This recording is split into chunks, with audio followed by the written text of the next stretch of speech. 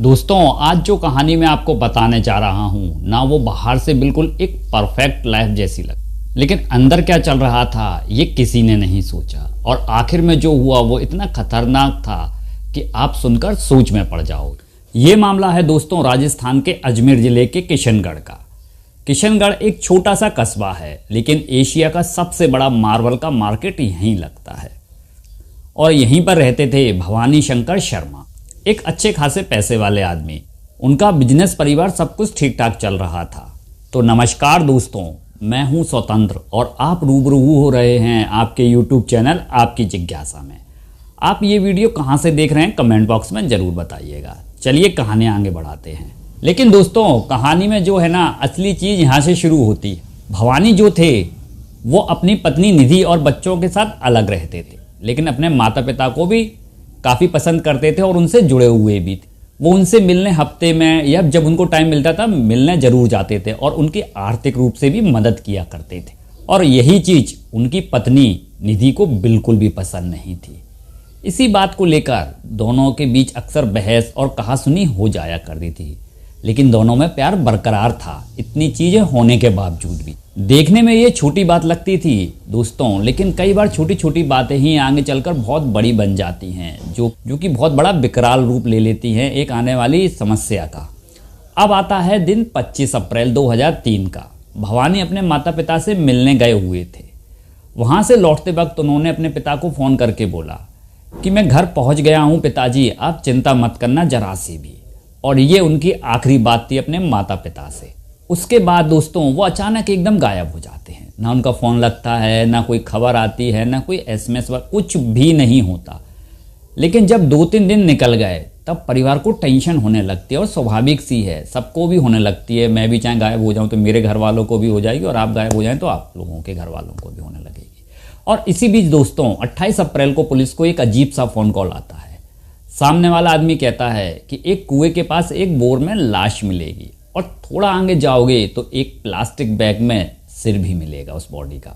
अब ऐसी कॉल कोई मजाक में तो नहीं ले सकता, वो भी पुलिस वाले। आप समझिए बात को।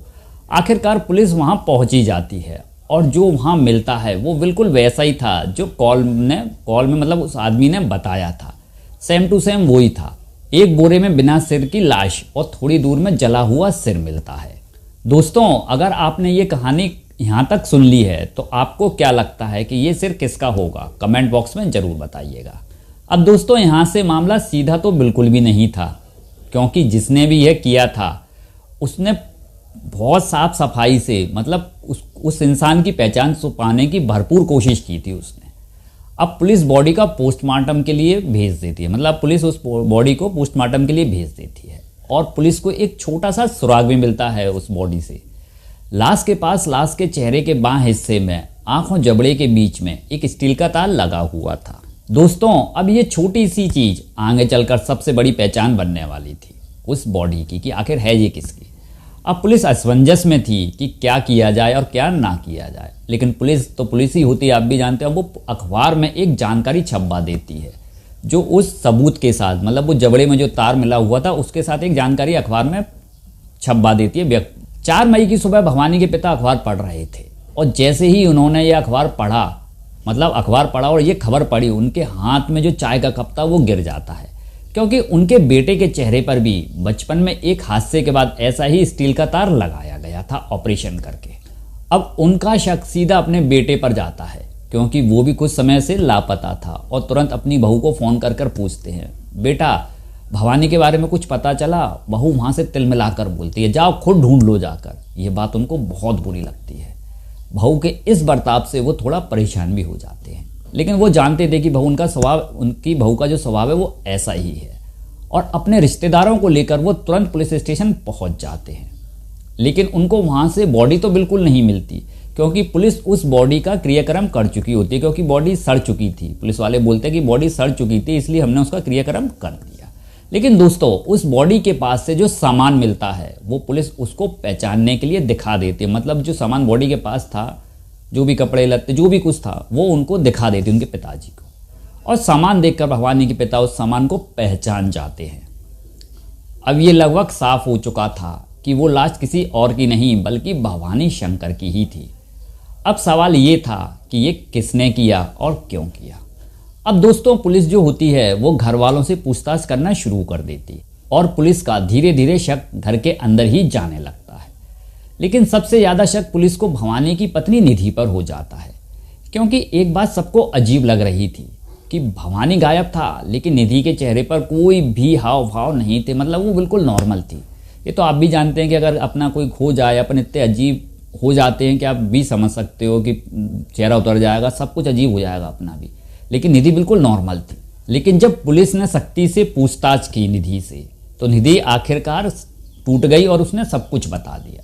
उसने माना कि इस हत्या की प्लानिंग उसी ने ही की थी और इसमें उसका साथ दिया था उसके घर के ड्राइवर अशोक ने। अब आप सोचेंगे कि अशोक ने क्यों दिया, इसका भी एक रीज़न है, मैं आपको आगे बताऊंगा। उसने बताया कि 26 अप्रैल की सुबह मैंने उनके जूस में नींद की गोलियां मिला दी थी और जैसे ही उन्होंने जूस पिया वो थोड़ी देर बाद बेहोश हो गए।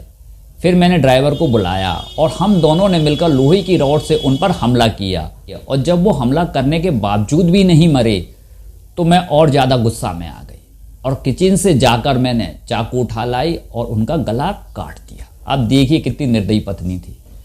इसके बाद हम दोनों ने लाश को ठिकाने लगाने की भरपूर कोशिश की और पहचान छुपाने की भी, और पहचान छुपाने के चक्कर में हमने उनका चेहरा जला दिया और गर्दन अलग कर दी। निधि ने यह भी बताया पुलिस को कि भवानी की रेड लाइट एरिया की औरतों से संबंध थे और ये भी बताया कि मैं पूरी प्रॉपर्टी और बिजनेस में हिस्सा चाहती थी, मतलब अपने नाम करवाना चाहती थी मैं सारी संपत्ति, लेकिन भवानी मना कर रहे थे।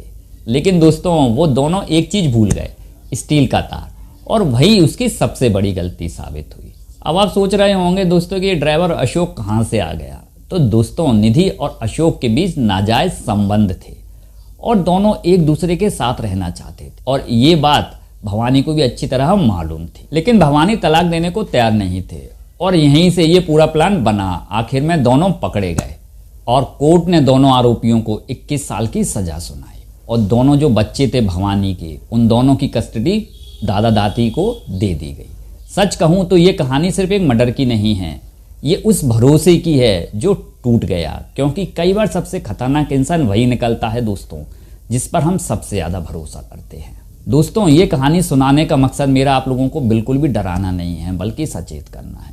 दोस्तों मैं अपनी राय दूं तो निधि को ऐसा नहीं करना चाहिए था और इस सब में सबसे बड़ा नुकसान हुआ उन बच्चों का।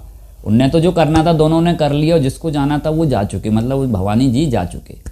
और आप क्या सोचते हैं कमेंट बॉक्स में ज़रूर बताइए। तो मिलते हैं ऐसी ही किसी और नई सच्ची घटना के साथ, तब तक के लिए आप मुझे आज्ञा दीजिए। धन्यवाद।